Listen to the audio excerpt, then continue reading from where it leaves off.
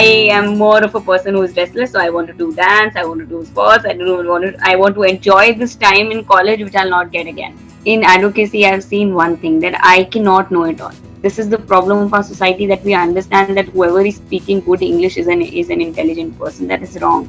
Even Einstein said that your intelligence is not about how many dates you remember of the history.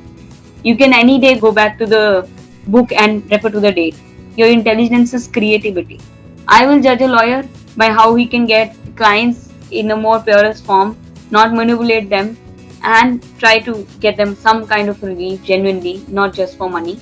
There's so much to learn, and the more we learn, we get to understand we know so little. So always be a learner. Whatever you read, just be focused and don't be scared if your syllabus is not over. Sometimes being Siddhi is important.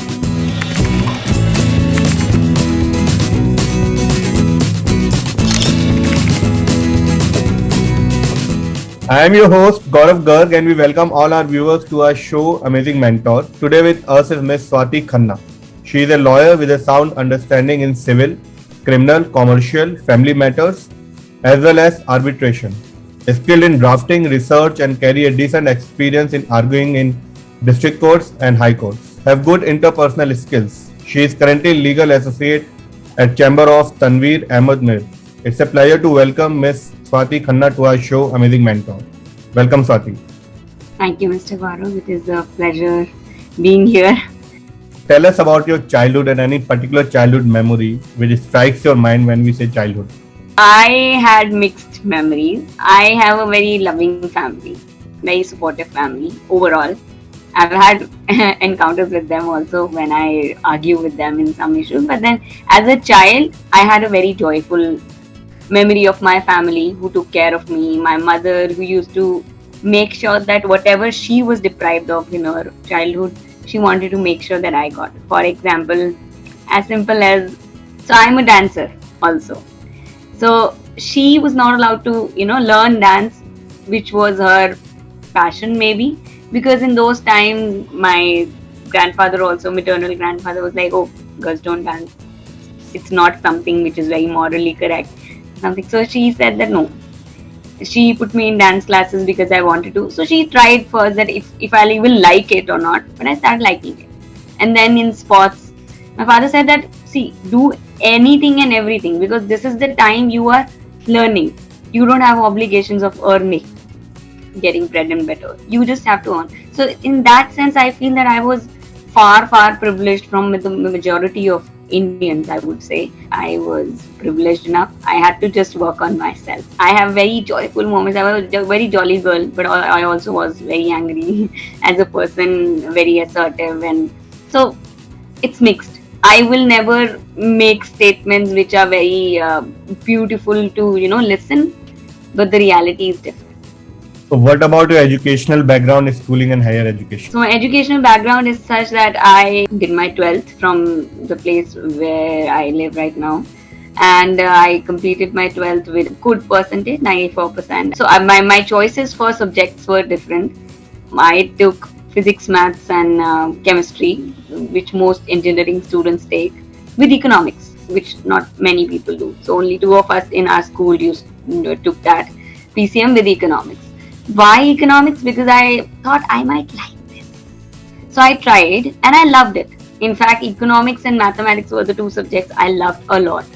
And then I chose economics honors. I said, most of the students are like, I'll do IIT and all. If I don't crack it, I'll have a B plan. So my B plan was actually engineering. My A plan was economics with choice. I said, I got a good score. I'll wait for Delhi University marking scheme, merit scheme, on the basis of which I'll get admission. So I got admission in Gargi College, which is a very good renowned college in Delhi University. In my first list I got it, economics honors. I went for it, and then I met one of my maths teachers. There are two maths teachers who influenced me, one in negative and one in positive sense. So there was one math teacher, why I talk about him always, he's my tuition teacher, okay? I was good in maths, but just because I was a restless girl, I wanted to learn many things. I just went for tuitions because I wanted to pass my time after school. So when I went to his tuitions, his name is Mr. Vikas, and he he changed my entire thought as a child. I had some personal issues also. Kabhi friendships mein ladai ho jana or something. He used to help in that also. And in tuition classes, boys used to, bully me. Oh, girls cannot do maths. Girls cannot do this. So he used to give us questions and I used to crack it at once in the whole class.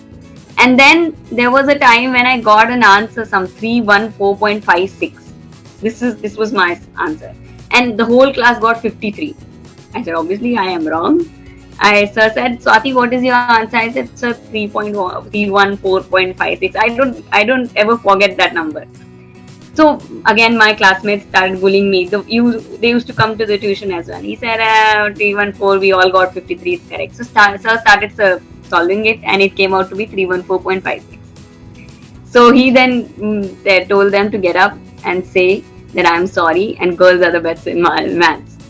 So then I realized that it is not about girls are best or boys are best or which gender is good at what. I think it's all about confidence. So my education is more about understanding how I feel after that. Maybe sometimes it happens that you crack IIT, IAS, IIM and stuff and you still feel a hollow void in you. Because all those times people were enjoying and also studying along with you. They didn't miss some things you did. So I didn't want to miss on those things. So what was your dream profession as a child? Many, like children do.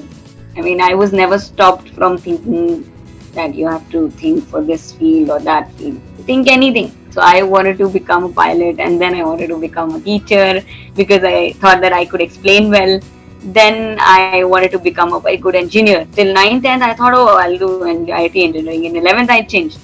I said, I'll do maybe economics honors and then I'll look for good companies and corporate. And then 12th, I changed further because I started reading more of society, understanding because of my sports dance. All these things, had an impact. And that is where I understood why my father said, make your concepts always clear. When your concepts about society is clear, when your concepts about your own subject in academia is clear, when your concepts about how to finance money is clear, you will make better decisions which are suited for you because every human is unique. Maybe what I tell you may not apply perfectly on you, but me, because doctor bhi sabka prescriptions unke situation ke according deta, right? So every person is unique and that is how my dreams were. They changed with time, but I think I adopted a piece of me from there. Like I wanted to be a teacher, lawyer needs to be a teacher as well because you have to assist the court, right? I wanted to be an engineer. I have to see how, how to arrange things and manage things and be a good person. And engineers need, fast solutions to many things.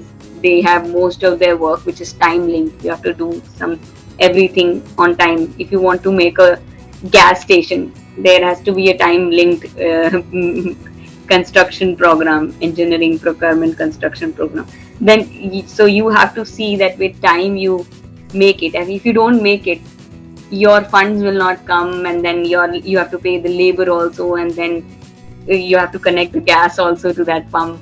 So everything, I tried to understand, and later I thought that no, I'll have to go for a subject I love. People say love what you do. I say do what you love. So from where this idea came that okay, I need to be a lawyer? In economics, I was doing very well. I was one of the very good students in economics. I loved economics, and then came a turning point wherein I had a choice that I could do masters in economics or I could go for something else. So there my father started saying that, oh, you are a good scorer, because in our family score is a benchmark of being intelligent, I think, which I don't think is right. But they say, oh, you're a good scorer, you're doing very well, go for civil services. It's good for you. I said, this is your dream. I never thought myself like that. At the back of my mind, I thought that, okay, I'll also prepare for civil services, maybe it happens. So, but then later I thought that no, I should go for law, because once I become a person who is in civil services, my boundary of making comments like these narrows down.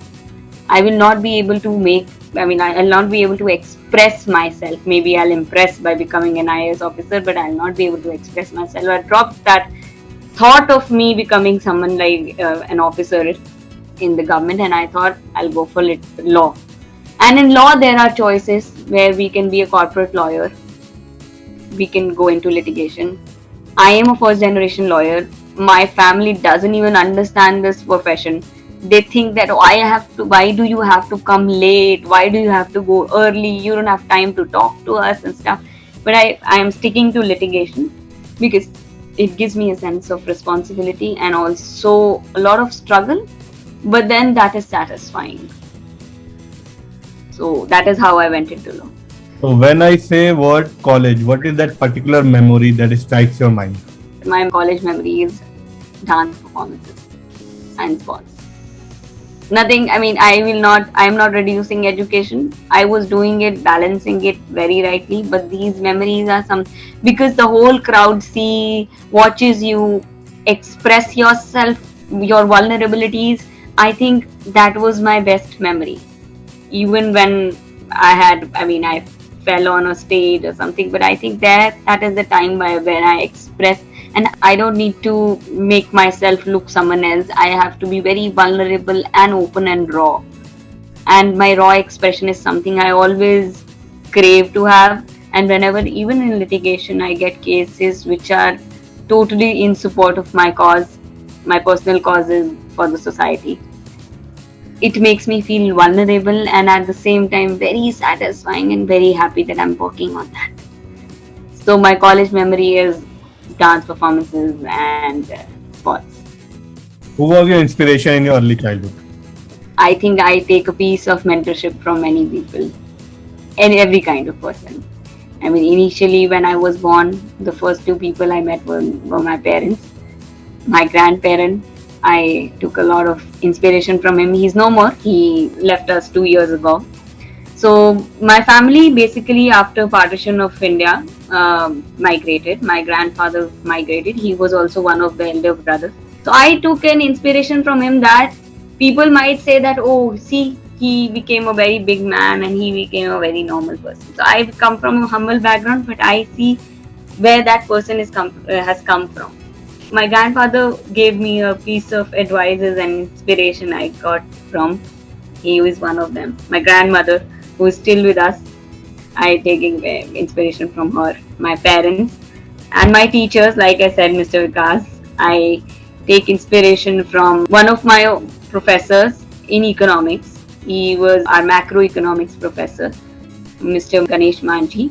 His story inspired me a lot because he told me that I learned English in college. He said that I could not express myself, but he also knew that he is in this field of economics wherein his growth will stop if he doesn't speak fluent English. And he used to speak in English all the time. If I say this to him, he'll feel like, okay, what you're talking about. But I learned a lot from him. I learned that humbleness from him.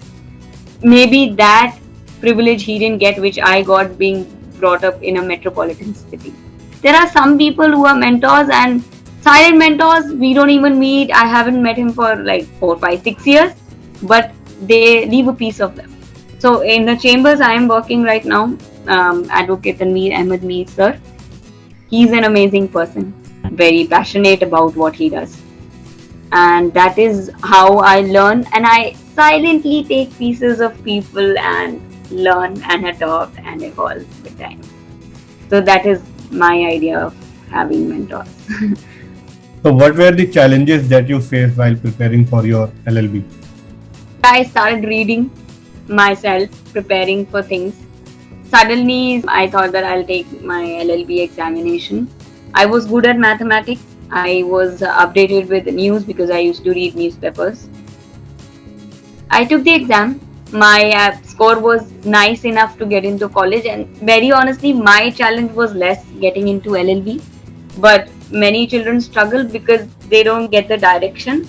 Maybe I was studying for many things out of curiosity, so I ended up there. So I will not say there was a big challenge for me, but yes, you have to be currently updated. You have to be curious, and if you are calm at the time of entrance exam, I think you'll get it.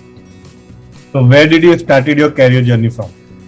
There was COVID all around. There were hiring freezes. Corporate sector was giving you a normal minimal pay, and I said no, I'll not go for corporate just because I'm not getting the litigation chamber. Because I'm a first generation, I cannot have sit at home and learn from my own parents also. When I went to a chambers, I my first job was salary of 15,000. He said, if you want to do, fine. If you don't want to do, it's okay. And I said I was getting a bigger package after completing my economics honors. I mean, after 7 years, I was getting 15. And economics has a lot of good packages, especially when you're coming from very good colleges. But I didn't measure myself in salary. And thankfully, my parents didn't make me feel that, Swati, you're earning lesser. I said, it's fine, sir. I will take this job. That's totally fine. I need to take the training to apply that law I learned in college and make the pleadings and do filing. Rest of the things I'll learn. Once I learn these things, which you don't get to learn in your college, then it's all about my merit, right? So what all challenges do you face into your day-to-day routine, and how do you cope up with those challenges? Day-to-day routine is I had to manage my health. I have some health issues. So I have to manage. Sometimes people say, oh, if you have health issues, go for a corporate law job. I said, no, I don't want to go for a corporate law job. I will stay in litigation. मैं जिद्दी हूँ. So, but that doesn't mean I'll have to, ruin my health. People think that you become old early because you tend to do a lot of labor. I am ready to do a labor, but not at the cost of my health, whether it's mental or physical. So maintaining my mental and physical health has been a big challenge. Work-life balance always, most lawyers say that don't expect a 9 to 5 job. It is not a 9 to 5 job. It's 10 to 10 job. But even if it's a 12 to 12 hours job or sometimes 14 hours, I have worked 17 hours also, 26 hours also. But even if it is that, you have to have 7 hours of sleep. You have to have food for half an hour, 3 meals minimum. And if you don't have 7 hours, it's okay, 5 hours sometimes. But maintain that physical and mental health. And challenges as a woman I did have, as in this litigation field I did. So what's that one thing you love about your profession the most? Impacting lives.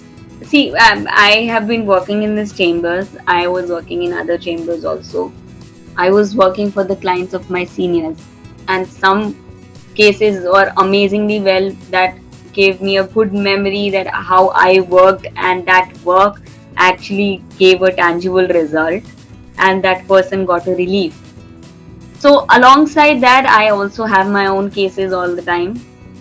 And the best thing is when my clients come to me, they are not, looking for how much they have to pay me sometimes. And the underprivileged ones, I do pro bonos also.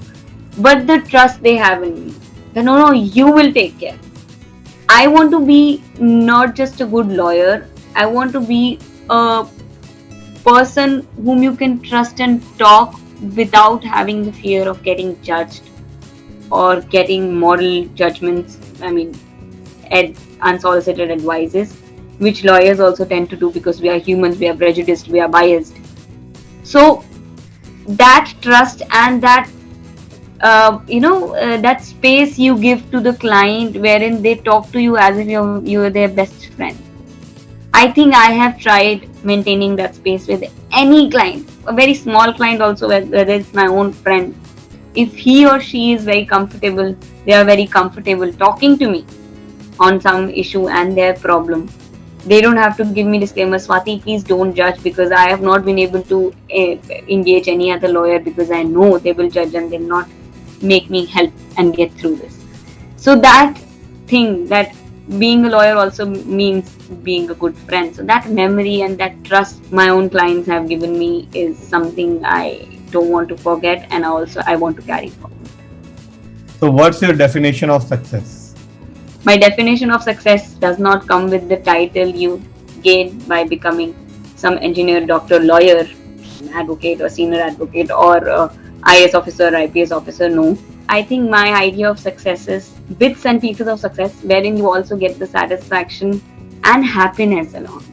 For example, if I work for 10 hours on a bail that very day and get a relief next day, and that person is out of jail because of me, and then guy go for a dance that night, that is my idea of success.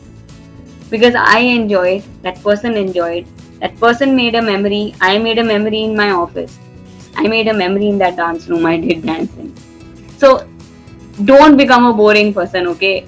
I don't believe in this very strict life. Okay, you have to have strict life when you have exams or very important case next day. You have to be focused totally, not thinking about anything else. But when you have time, enjoy your life, because you will not get this life. Enjoy your life with your friends or family or anyone you want to, or alone. People love it alone, or with your books, or anywhere. But enjoy. If you miss on that, enjoyment in your 20s, 30s, 40s, and every age is enjoyable, then I don't think you are successful enough. You were just very well trained to think that it was success. It was not success. So there is a say that you should avoid white coat and black coat. What's your say on it? Although symbolically white and black is given, that you bow down to justice, black is a dominant color and white is a color of peace and calm and everything. But I feel black and white, people think that they think in black and white. I think a lawyer thinks in grey but stands for black or white, because you have to take a stand for your client. And yes, they are scared. That is what is, I have also heard, that is what my experience also, that when I go to gym, so I work out every day, majorly. I work out to maintain my health early morning, and then I go to work. So when I go to gym, one of them got to know that I'm a lawyer. So, aapse to bach ke rehna padega. And then I went to some parlor for my haircut, and he came to know that I'm a lawyer, and he said that, aapse to bach ke rehna. So no, you in fact should be saying that, I know a lawyer, now I can, call that person up when I have a problem. And same with police. If you get to know that you're a cop, aapse to bach ke. No, officially not public servants, but we are here to serve the public. And lawyers are here to serve the public and assist the court to tell their story, their side of the case. So you don't have to get scared of me, but I think this burden also comes on me. If lawyers are intimidating, if lawyers are using that knowledge to intimidate and not help, this perception will remain. So if I'm a lawyer who's more welcoming, I will say that you can take help from me whenever you need, now that you know me. So that is where that person's perception will change, and that person will never have perception for lawyers next time, or other lawyers. And even lawyers don't get houses on rent, because they think that they'll, in Delhi Rent Control Act, fasa dega, and he'll remain in our house, she or they. So this happens, and this is all, the burden also comes on us as lawyers. The burden also comes on us as if you're a police personnel, this burden is on you to make them believe that you are here to serve and not intimidate.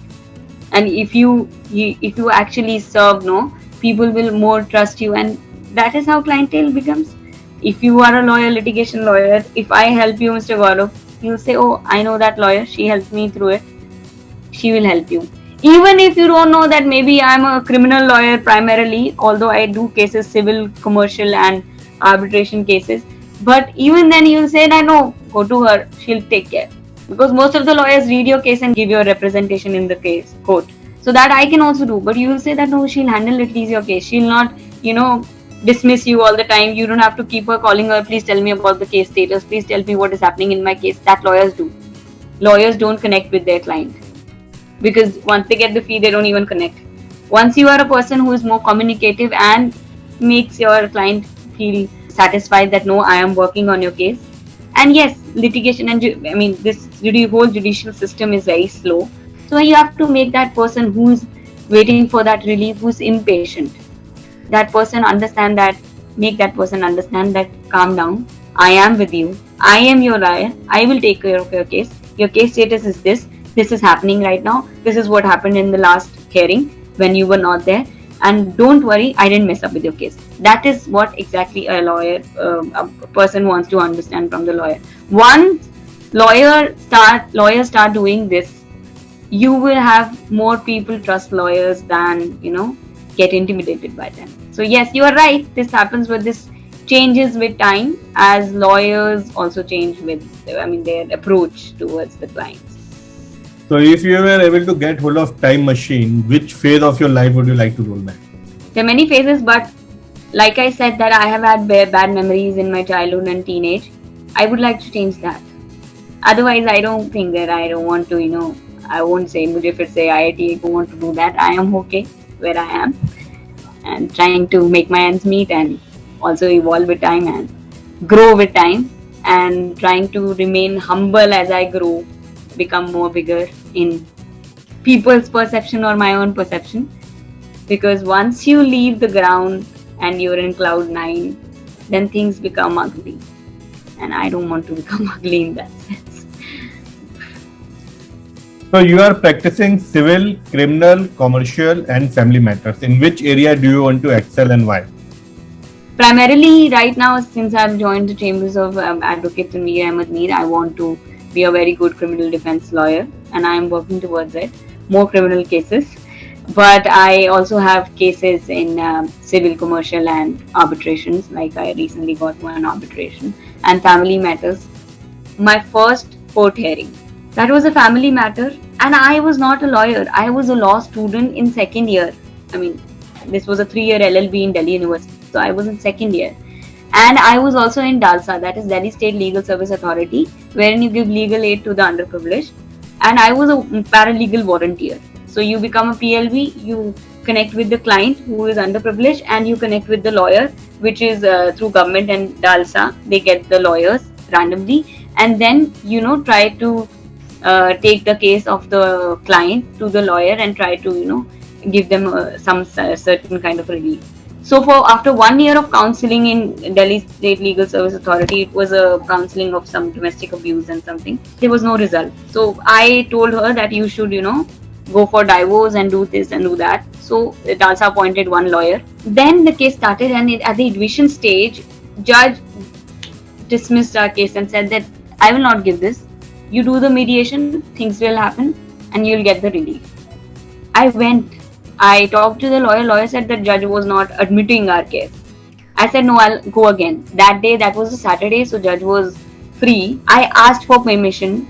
That can I please argue? I am a student. I am not a lawyer. I have not enrolled in bar right now. I'm not enrolled. Can I argue for this? He said yes. And he was very angry that time. So maybe because of some other case, or maybe because of my case, because I was coming the second time for that same case. I said that you can give a decree in this case, and we have a meritorious case. And I tried to explain him the case. He said that, is she a holy cow and something? He threw the paper on me. And I kept myself calm. I said, yes, certainly she's an adult. She can make choices, but this is what has happened. We have annexed the papers along. And this is what, it went for 40 minutes. Even as a lawyer, I have not argued for 40 minutes till now.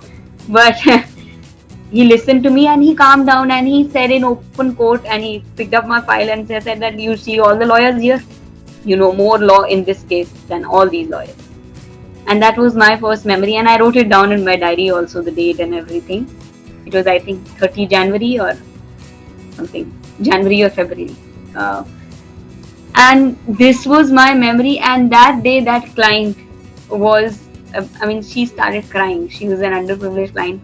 And the moment I became a lawyer after 1 year, I got enrolled. That was the first case I got as a lawyer. And she just shifted that case. She said, Ms. Swati ma'am will handle my case. And she's elder to me in age, although. And she trusts me. That is the memory. And now she has gotten relief also. And she's about to, one more hearing and she'll get the whole relief. It's been many years now. But she got some compensation also. She said that this compensation I got, you take the whole compensation. I said, you will be able to run your house with this for a few months. Why would you give this to me? She said that no, this is my fee. I said, no, I will not take even one fee. Then she scolded me that I'm elder to you, you have to take the fee. Then I'll not take the fee. I said, yes, you're elder to me and you're like my elder sister, but I'll not take it. This is your money. You suffered all through COVID also because you didn't get a relief. Cases were delaying and everything. And that day I also, after she left, I cried. Because that day I thought that if I become a genuine lawyer, I can make change. I mean, you know, make changes in people's lives, and they'll never forget me. And that is where you become a successful person. You don't become a successful person in the eyes of people by holding a position wherein you are just taking the perks of that position, nothing else. You become a successful person when you change a person's life for good, and not by becoming an unsolicited person who is here to give you a help and becoming a savior or someone else. I was not her savior. She could save herself. She asked for my support and I gave her the support that much. And I was not even a 1 year lawyer. I didn't have any experience. I learned all throughout from those Dalsa lawyer only how they were making pleadings. I didn't know how to draft because I don't have anyone from family to guide in that. I will judge a lawyer by how he can get clients in a more purest form, not manipulate them, and try to get them some kind of relief genuinely, not just for money. Yes, money does matter because we have to, run our offices, run our houses. But then that is how I also learned from my Tanveer sir. Also, he also told me that Swati, we have to run the business, but we also have to give our skills to people who cannot afford us as big lawyers. So by doing pro bono and all, that is how you try to equalize the society, wherein some of the people can afford you, some of the people cannot afford you as lawyers, and that is how you try to maintain a balance as an individual. So, what's your definition of complicated and simple cases? Every case is complicated enough to become simple once we go through it. I mean, someone says that, oh, this is very complicated. I got a case which is a CBI case. They said that there's no coming back. Our client has a bad case. And then I started reading the charge sheet. I read the charge sheet. I made a note. I said, yeah, it's a very difficult case. I read the charge sheet again. I found one thing. And then I read the charge sheet again. I found 2-3 things. And then I could actually break through that charge sheet. So it's just how much time you want to give. And I know sometimes you don't get the answers. You have a very bad case. But then you go for things like how less number of years, how can you reduce their punishment, how can get them more release, like making them have meetings with their family and stuff. Maximum you can get out of that client. So people say that who are good in criminal cannot do civil, or who are good in civil cannot do criminal. I mean, I think since my own understanding is, from the very beginning as a child, I didn't make a cocoon of myself that I'll only do this and not understand other things. I have been a dancer, sports person, a student, and people have questioned, you're wasting your time. This is not even required in your career, what you're making. So I said, maybe I'm wasting my time, but I'm feeling happy. So that is how in civil, criminal, commercial also, I actually thought that I'll hate commercial. But when I started doing commercial, when I did arbitration, I liked it. It was not something I want to specialize in, but it is not something I cannot even touch. I can touch, I can do, I have cases, I am good at it, and I know I can read through it. So, because I am also an person from economics background, I have no phobia of those economic terms and all. So that is where my father's word got true, that keep your concepts clear, Swati. They will help you somewhere or the other. Because somewhere you will also get a case of medical negligence. You have to read something in medicine or in the medical field also. As a lawyer also, you have to read to cross any expert witness. So that is how no reading, no education, no training, no dance, no sports is bad or waste. Whatever you're doing, even if you're playing a guitar, even if you're playing a keyboard, I used to play piano. Everything has helped me. And they also help sometimes. I like music, right? So when I need to calm down, I listen to that music. That is also important, no? Otherwise, we'll get so much stressed out. If you have a case, Mr. Gaurav, of your own family, you feel so stressed out of that one case. Lawyers go through so many cases like that. So you actually need some stress buster. So you need to have some side hobby to do. And I am very happy that in the office I work, My senior actually keeps on asking, have you gone to dance? Have you done this? Have you enjoyed? Have you read a little? And that is what I want, that your personal upbringing is also important. When your parents are not here to keep up with your hobbies, you can earn and you keep up with those hobbies and you go later, so that if in life you have a next generation coming up, they also have a life wherein they experience and they are not fearful of anything. I've had failures, I've had betrayals in lives, like people in profession, education, personally, they betray. But you have to get through it. Part of life, people do know. Everybody has self-interest. That happens. And if you start protecting me all the time as a father of a daughter, I will not be able to protect myself. So let me fall once. Let me go alone somewhere. Let me fall. Let me have a very big falling and see that there's no place coming out. I mean, there's no place to come out of it. But I still come out. So I have fallen a lot many times than I've succeeded. And I think falling is very, very important. Go in areas or places of education or even traveling where you are not comfortable. And you come out to be a very strong person from there. So I think falling is very important. And I'll hopefully fall more in life, I know. But I also know that I'll get up from there. So legal field is supposed to be a male-dominated field. So what all difficulties did you face while adjusting in this field?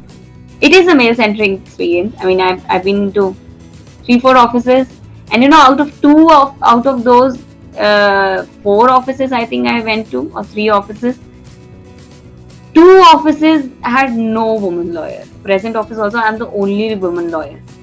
So it's not something that there are no women lawyers. It's just that litigation, I've seen that every year some of my friends who have joined litigation to prove that yes, as a woman I can do it, I can go for litigation, I can take care of clients and stuff. They fall out of litigation and go for corporate. No, I cannot do it. The thing is not that they cannot do it. They can do it, but society makes up situations for them that they are not able to cope up. In the sense, for example, I am not saying that this happens to every woman. Many women have had good experiences also, and I've had very good experiences in court. And sometimes you don't get that legitimacy when you speak. For example, if on the table, mostly in your houses also, males make the decision, not women. Very less number of times there are women also who are, make a decision. So now people say that, oh, my mother is a decision maker at my home. I say, very good. But that doesn't change the fact that not most mothers are. So there's a very big room of change in litigation. And I have also seen women lawyers who come in to work and to, labor and understand the litigation, that, sir, it's fine, as men also, I will do all the labor and I'll draft and learn and read and walk around with big files and everything. We have tried to do that, but I have seen that more lawyers see women lawyers as laborers.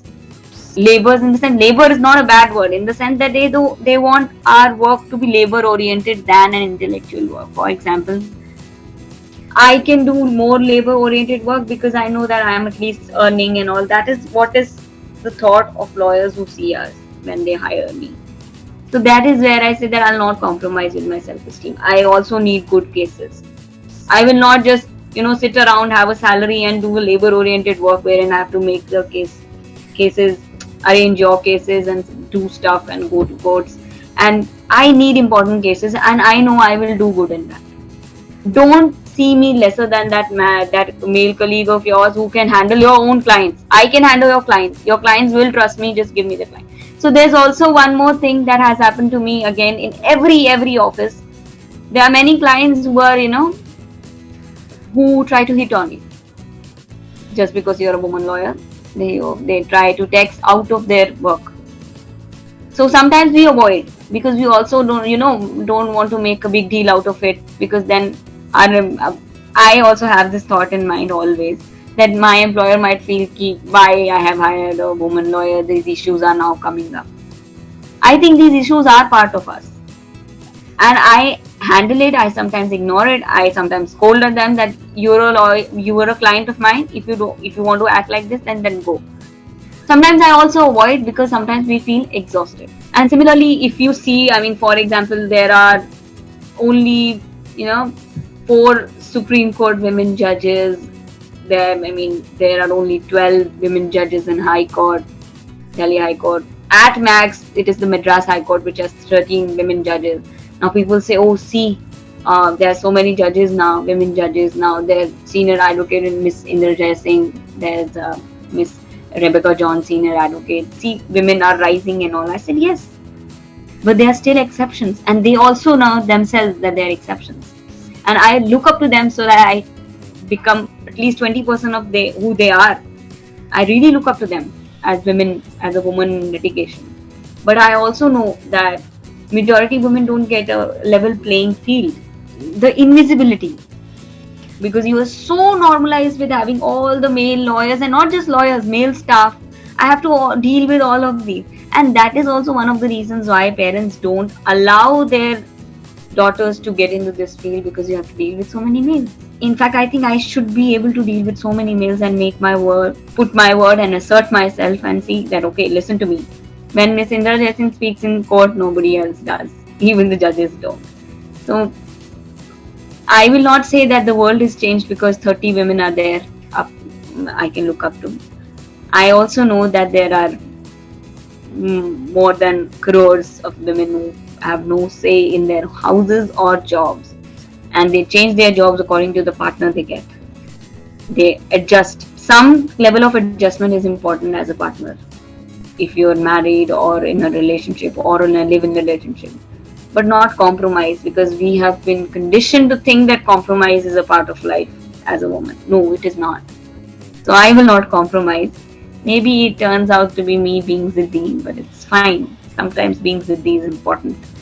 So I am a very unstable person in that sense, that the conventional thought of the society is have a degree, good college, come out of that college, get a good placement, get a good job, earn a lot of money, marry and settle. Right? My life is not like this. Word of settle, I don't want to do that. I might even do my masters in economics if I want to, in my 30s also. I want to do it. I will do it, no matter what my age is. So I'm a non-conformist, and I think everybody should be a non-conformist in some way or the other, whether it's personal or professional.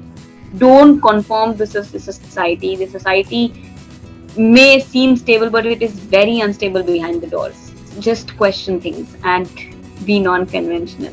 Because anyway, everybody struggles in every way. In a very good marriage also people struggle. So it's not like that. So everything has reality behind the curtains. Question them. It's important to question them. So what are your current roles and responsibility as legal associate at Chamber of Tanveer Ahmed Ms? So my roles and responsibilities, there are 8 more associates who are working with me. They're very good lawyers also. They're very good colleagues also. I also do the same job. I've been allotted certain cases. They can be CBI cases, they can be hardcore criminal cases. I have to defend those, understand, make the case, and discuss it with sir. How can we, come out with a defense, and then work on it.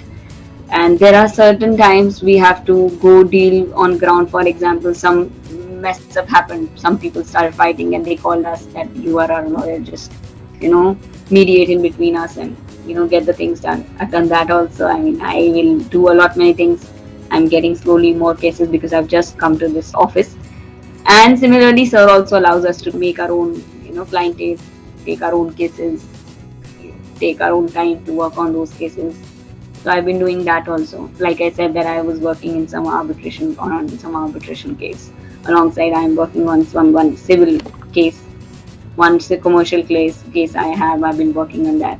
So that is my personal growth, and along with that personal growth, I have been working for that office, and sir has been really helpful, very kind. My roles and responsibilities are just like all other male colleagues, and they have tried to make me feel that I don't feel alienated there, because I'm the only women lawyer, and all my colleagues are very sweet. I find it very comfortable working there, and I hope I keep on finding that office very comfortable. And so what advice would you like to give to students who want to join legal field?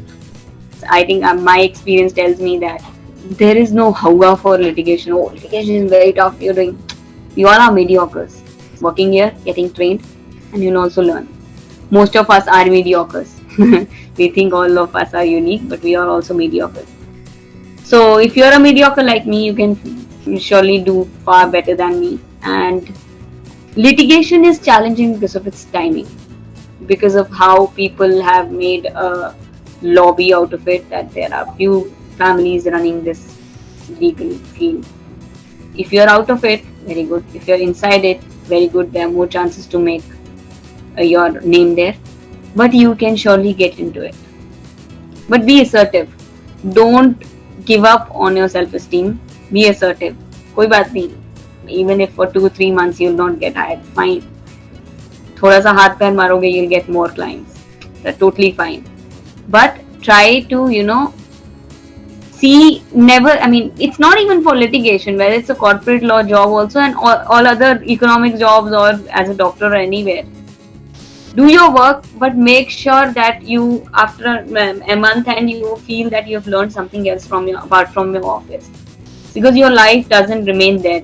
Your life also remains outside. How many connections you made, how many friends you made, how many books you read, or how many new things you learned out of YouTube, or maybe encyclopedia you read whatever you read, newspapers. So keep up with your personal growth. Your personal growth should remain. If you are a 28-year-old, 30-year-old, you're not big enough to think that, oh, I have earned the whole life, now I'm married, now I'm very big. No, you are just a youngster. You have a lot of room to learn. You know nothing about this world, and I know nothing about this world. I know a drop of the ocean. There's so much to learn, and the more we learn, we get to understand we know so little. So always be a learner. That's it. So what are do's and don'ts while you are preparing for examination of LLB? Don'ts is when you are preparing, actually, when you are preparing for it. Be focused that time. It's like when you're working on something, totally work in that direction. When you're dancing or enjoying or even drinking outside, totally be focused in that. So please be focused. Keep your phones aside when you're preparing for it. Read and put yourself into it and think, apply your mind. Even if one of my teachers taught me one thing, that Swati, whenever you give a competitive exam or a school exam or a college exam, if you think that, oh sir, my syllabus is not complete, I'll not be able to crack this competitive exam. So I said that no one's syllabus is ever complete. No one can complete the whole syllabus of any competitive exam.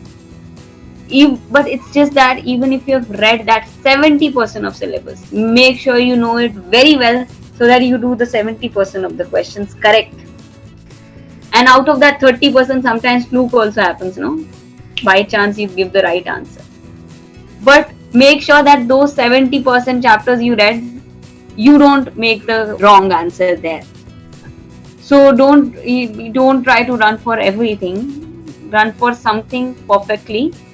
You'll get through the exams. It's stupid to say that you have to complete the whole syllabus. You can go through once, but you cannot complete it. Because completely doing one thing, for example, you can be very good at maths. If I know that, Swati, you are good at maths, you cannot make a mistake in a mathematical question or a legal reasoning question or logical reasoning question. Don't make a mistake. So 10 questions are done. Then your GK. General knowledge is so general, it's so much that you cannot rely on it totally that 100% I'll make all the questions correct. So if your GK is even good, you will do 7 questions correct and out of 10.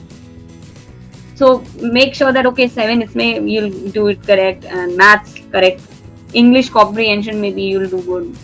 So whatever you read, just be focused and don't be scared if your syllabus is not over. That's totally fine. Nobody's complete. Everybody's pretending they've done it. So don't think that you're the only one. Everyone has not completed their syllabus. So now we will start our rapid round. Your favorite actor and actress? Nasiruddin Shah, and actress is Tabu. Your favorite color? Black and blue. Your favorite destination? Somewhere around the beaches or the extreme mountains where I'm traveling alone. Success in one line? Position in life wherein you are happy and satisfied both. Things in your wish list. Travel more solo to some countries where I want to travel, and my wish list is having a very good law office of my own in my own name, change the lives of 2-3 people in a positive direction from my own skill. The dream house. No dream house, a small house where I can survive, and a small car for both of them of my own earning. At last, one line that defines you. I would say that I am a person who is a jack of all trades but a master of none, and most of the times the jack of all trades is better than a master of none. So I'm a jack of all trades who is an extrovert person. So thank you very much for your precious time and best of luck for your coming future. Thank you very much, Mr. Gaurav. It was really, a pleasure talking to you. Thank you very much. Thanks for watching Amazing Mentor. Don't forget to subscribe and hit the bell button to get regular updates. Thank you very much.